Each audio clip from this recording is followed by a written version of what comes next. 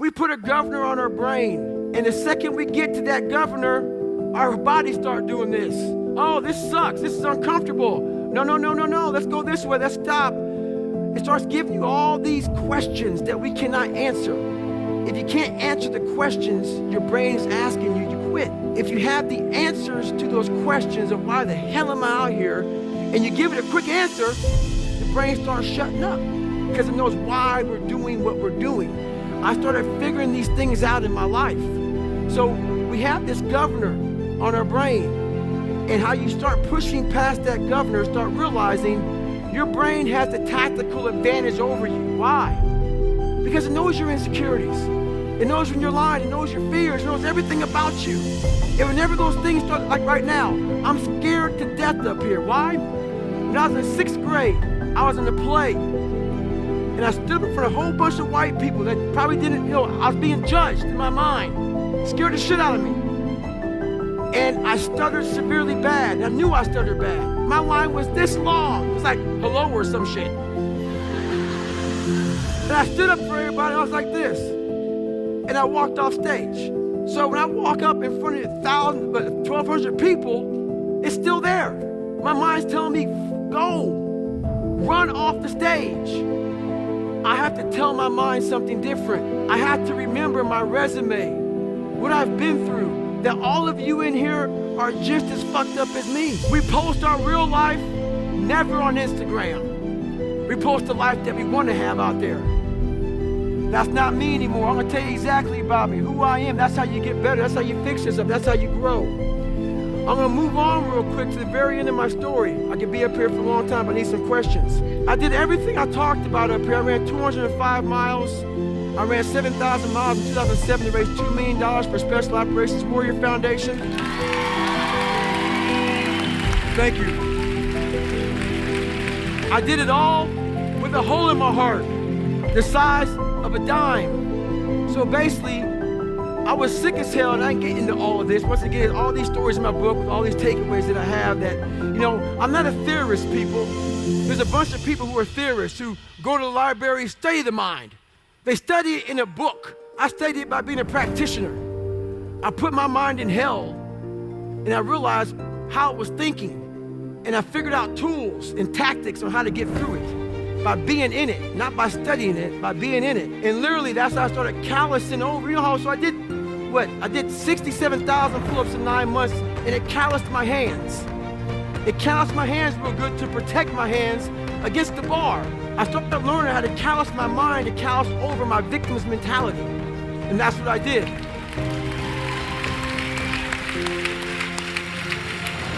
So, back to the hole in my heart. Everything I talked about, 3 Hell Weeks, Ranger School, running, swimming, I did triple Ironmans, I did all kind of crap. And when I got to about 33, 34 years old, I started being extremely sick. When you have an ASD, and so ASD is atrial septal defect, a lot of us are born with a hole in our heart, and we get to a certain age, it closes. Mine was very large. So basically, the good blood would give it the bad blood. So they sent me to Johns Hopkins, everybody studied my body, they studied everything. And one guy says, you know what, we can't find anything on how you did all this. How are you able to do all this? A head guy came in from MIT, and he said, you know how he did it?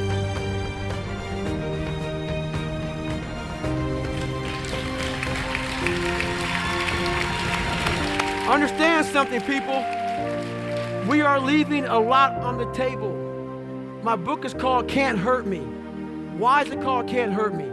Life isn't fair. We have to understand that. It shouldn't be fair. It's a trial ground, it's a testing ground. It's built to make us harder. It's built to make us as strong as we can, to test us, to drive us. So, mentality is the only thing that gets us through life. I was an underdog. We are all underdogs in life. Even the baddest person in the world should think that way. So you should always have I've never arrived mentality. And the can't hurt me mentality is no matter where you come from, the sewer or wherever you think you're from. When I got out of the sewer, I got to the road and looked around and said, can't hurt me. Nothing should be able to hurt you. If you believe that, it starts to become true. I pass it off to you. I'm kind of speechless again.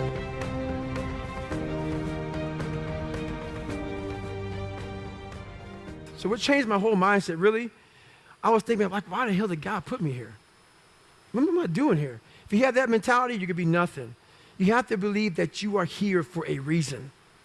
That there's some reason. Me getting beat up, me getting tortured, me being bullied, me being born with no foundation, me having to figure all this shit out on my own, figuring out this indestructible mental toolbox, had to be for a reason.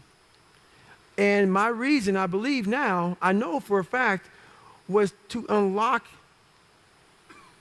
the code of human potential. And for me to share that with people.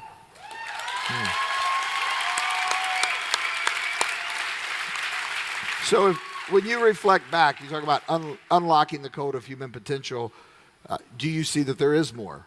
But this is the thing, though. It's easier said than done. On the other end of suffering is a life that many people don't know even exists. It's a beautiful world because like the 40% rule. We all live in this world where our brains are keeping us in this box. Outside that box, on the other edge of suffering, which is on the other edge of that 40%, is a world that's endless of opportunity. But we are afraid to go outside that box because in that box is comfortable. That's where all of our nice stuff, that's where the nice 4-lane highway's at. I know where the restrooms are at. I know where the gas stations are at. Outside that box, man, God gives you a shovel and says, man, start digging. That's not fun. But when you dig your own path to all kind of stuff that's unknown. And that's why I started realizing, man, like on the other end of this is some beautiful stuff. So I got outside my box and realized, man, 300 pounds, now look at me, I'm 185 pounds. And on the other side of the box was all this stuff. And I didn't know it was over there until I climbed the wall and saw it. So what wall are you climbing now? Man, right now, I've climbed a lot of walls. There's no more walls anymore. The reason why is because I know how to climb. I was trying to figure out how to climb before. I got all the right gear, man. I got the ropes, I got the shoes, I got the chalk, I got the harnesses. I'm good, I'm not scared to climb anymore. I go to the rock, hammered in, I got my belay, and I'm good to go.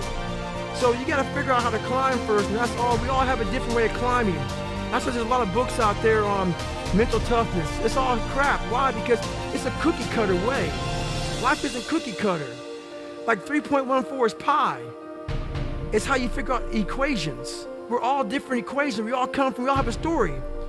We all have to strengthen our mind to figure out our own equation. Once you figure out your own equation in life, you can then start picking away at how to be better. But you first have to figure out your equation in life. Once you figure that out, man, you can do anything.